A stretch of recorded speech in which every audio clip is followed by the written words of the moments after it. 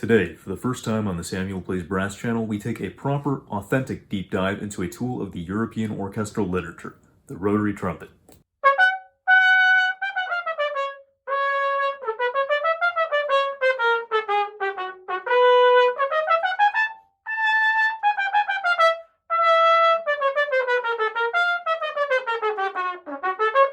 There has been on my channel up to this point quite the dearth of content concerning rotary valve instruments in general, but especially I would say the rotary trumpet, considering its increasing commonality around the world. Although it was once a European tradition, it has definitely started to permeate the American orchestra a little bit more, and that is why I am lucky today to be joined by the Hermann Ganter Model G7a rotary trumpet, one that is owned by the Spokane Symphony Orchestra and which I was able to borrow for quite a while ago, thanks to one of its section members. This is going to be a really awesome video. We're going to go really in depth, and I'm excited to go on this adventure with you. So make sure to stick around and leave a like and a comment if you enjoy.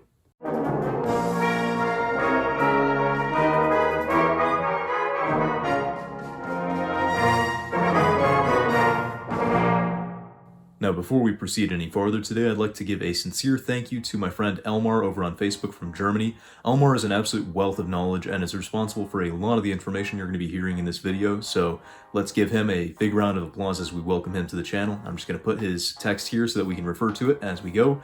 First of all, let's start with some specifications. Rotary trumpets tend to have smaller bores than their piston counterparts, and that's for a variety of reasons, chief of which I would say is the fact that the bore of a trumpet is generally measured at the valve section using the valve slides as a benchmark, and you measure the inner diameter of those tubes.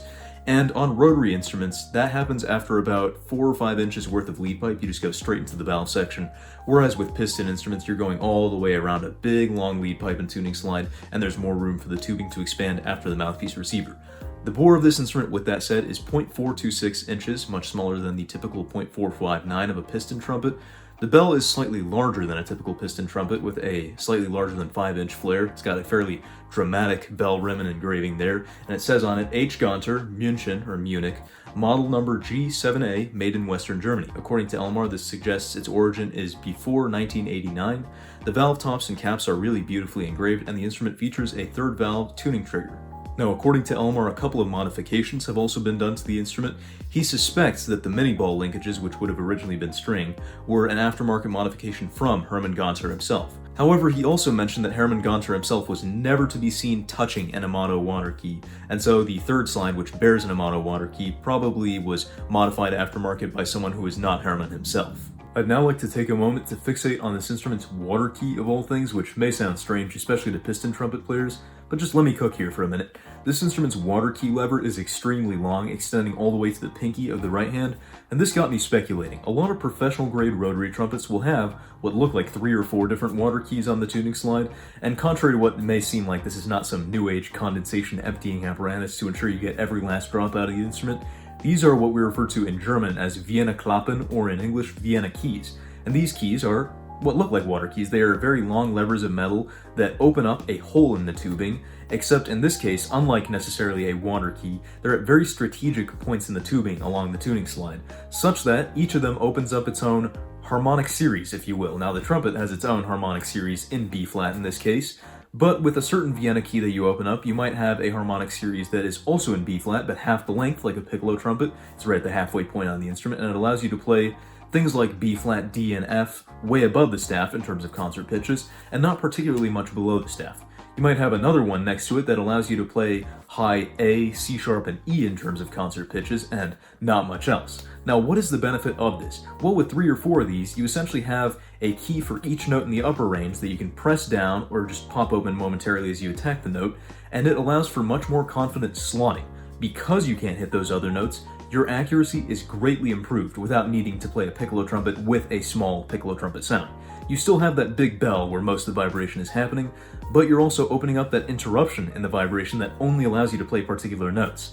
Now, like I said, this typically takes 3 or 4 keys to accomplish all of the notes in the upper register, so there's not as much we can do with just the water key on this instrument, but by chance or by calculation, and I suspect the latter, we have on this instrument what we call the Vienna C key.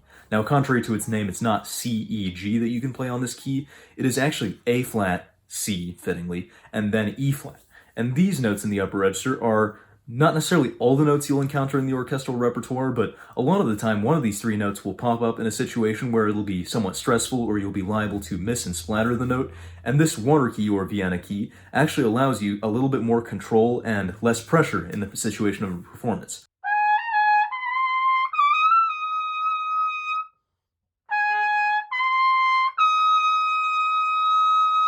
So one of the notes we can use this key for is the high concert A flat or written B flat on this instrument, which is useful in a lot of scenarios. For instance, in the opening solo of Pictures at an Exhibition where you really want to be dead focused on the style, you can rest assured that you're going to hit that note nice and easily, nice and relaxed, just as long as you pop the key open.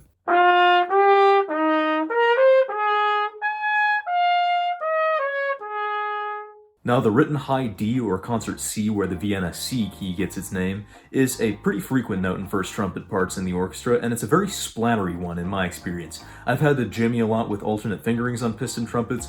For instance, instead of playing first valve, which is natively a little bit flat on my main instrument, and switching to open, it raises the pitch a little bit. But with the Vienna C key, we're a lot better in tune and much less likely to splat the note. For instance, in the rather stressful Zarathustra call, we can be a lot less stressed, just as long as we make sure to use first valve and not open, because open will ride extremely high to the point of almost being an E flat.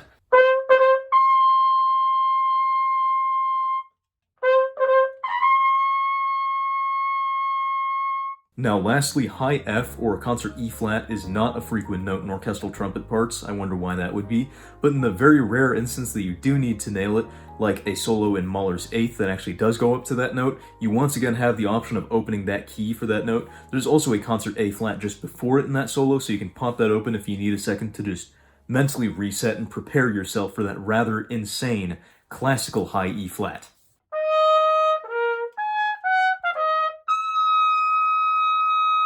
One more thing to mention about this key, and in general, I think Vienna keys, if they're positioned on the tuning slide and they have holes drilled in, obviously much sooner than the bell where the vibration is interrupted, then they're going to be very dependent on where the tuning slide is set. Because you're dealing with such a shorter length of pipe, around half of the instrument before the vibration is interrupted, a small change in the position of the tuning slide is really going to profoundly affect the intonation of the keys themselves.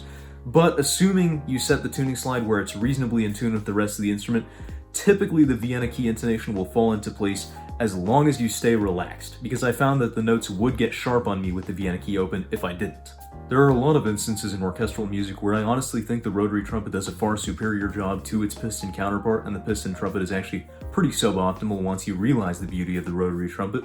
For instance, if we're talking heavy Germanic literature like Beethoven from the Romantic period, it's almost always a good idea to use a rotary trumpet, and that's frequently where the Spokane Symphony Orchestra pulls these instruments out.